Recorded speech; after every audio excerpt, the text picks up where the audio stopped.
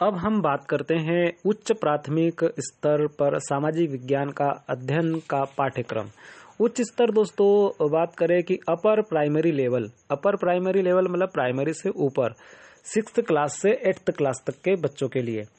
अब हम बात करें कि उच्च प्राथमिक स्तर में दोस्तों 6वीं से 8वीं तक के वे बालक आते हैं जिनकी औसत आयु मान सकते हैं हम कि 12 से 15 वर्ष तक की होती है। और यह दोस्तों क्या होता है कि किशोरावस्था के अंतर्गत आता है। और इस स्तर पर हम सामाजिक अध्ययन के पाठ्यक्रम की रचना करते हैं और उनमें रचना करते समय हम अनेक बातों का ध्यान भी रखना आवश्यक है।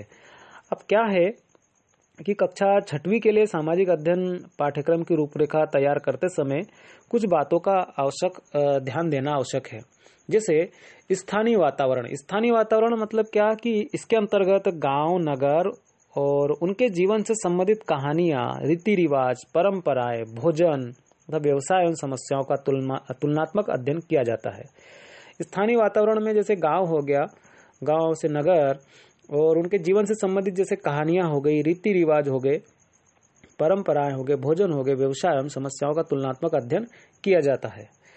दूसरा, मानव की मूलभूत आवश्यकताओं के अंतर्गत जैसे भोजन, मकान और आवास तथा इनके विकास की कहानी को रूपरेखा बनाई जाती है।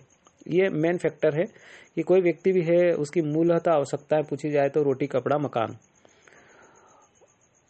और बात करें हम ऐतिहासिक घटनाएं, प्राचीन समय में मनुष्य के रहन सहन कैसे थे, रीति रिवाज कैसे थे, सिंधु घाटी की सभ्यता और उसका महत्व, महाभारत समय की कुछ महत्वपूर्ण घटनाएं जैसे द्रविड़ों और आर्यों के जीवन का तुलनात्मक रूप से अध्ययन करने की रूपरेखा इसमें बनाई जाती है। भौगोलिक परिस्थितियों का ज्ञान दोस्तों, भौगोलिक परिस्थितियों के बारे में देखा जाए तो मनुष्य के रहन सहन, भोजन, व्यवसाय, भाषा, रीति रिवाज आवश्यक रूप से प्रभाव पड़ता है। इसके अंतर्गत सूर्य, पृथ्वी, जल, वायु, ऋतुओं आदि की जानकारी हम क्या कर सकते हैं, प्राप्त कर सकते हैं। कक्षा 6वीं के लिए हमने देखा स्थानीय वातावरण, मानव की मूलभूत आवश्यकताएं, रोटी, कपड़ा, मकान, ऐतिहासिक घटनाएं, रहन सहन, रीति रिवाज, सिंधु घाटी, महाभारत और इनके बारे में।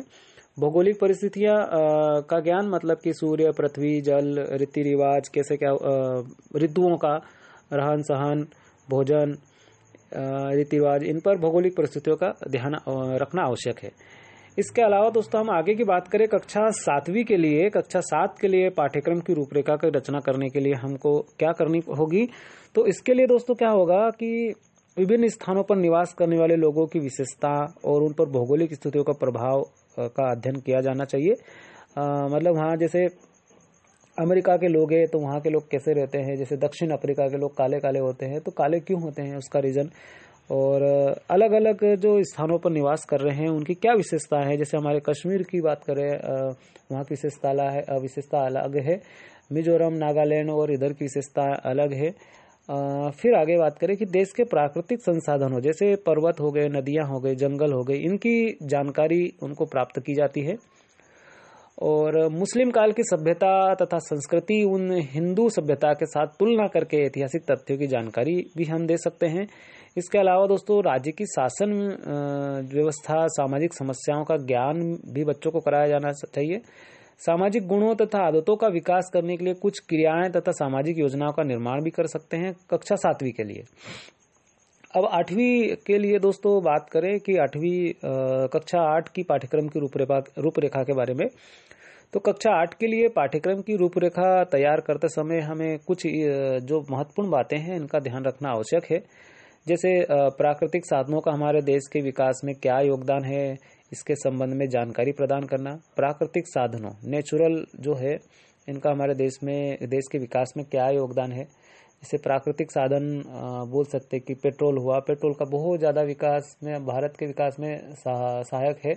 सीएनजी गैस हो गई, ये भी नेचुरल है, प्राकृतिक साधन है, प्राकृतिक संसाधन है। इसके अलावा जैसे सूरज हो गया, सूर्य हो गया, इनके बारे में उनके योगदान के बारे में जानकारी प्रदान उनको करना है।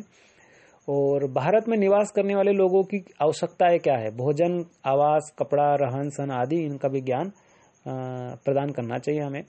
केंद्रीय शासन व्यवस्था के साथ ही भारत में अंग्रेजों और विदेशियों के बारे में जानकारी प्राप्त करना कि हमारे केंद्र में किसकी सरकार है, सरकार कैसे बनती है, प्रधानमंत्री के कर्तव्य क्या है, मंत्रिमंडल क्या है, मंत्रिपरिषद क्या है, लोकसभा का काम क्या है, संसद क्या होती है, इनके अलावा दोस्तों जो अंग्रेज थे, अंग्रेज भारत में आए थे तो वो उन्होंने क्या अच्छे कार्य करवाए, जैसे ट्रेन चलवाई, वह एक अच्छा कार्य था।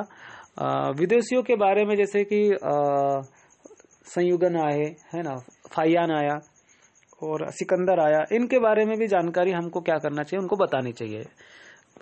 और भारतीय राष्ट्रीय आंदोलन के इतिहास की जानकारी देना कि राष्ट्रीय आंदोलन में कौन कौन क्रांतिकारी थे और कितना ये करने के पश्चात हमको क्या मिला, कितने बलिदान के बाद हमें आज़ादी मिली। राष्ट्रीय आंदोलन के इतिहास की जानकारी हम दे सकते हैं। और भारत की सामाजिक तथा धार्मिक समस्याओं का ज्ञान, भारत में सामाजिक और आर्थिक व धार्मिक समस्याओं का ज्ञान कि भाई इनमें क्या समस्या है, उनका भी हमको ज्ञान कराना आवश्यक है।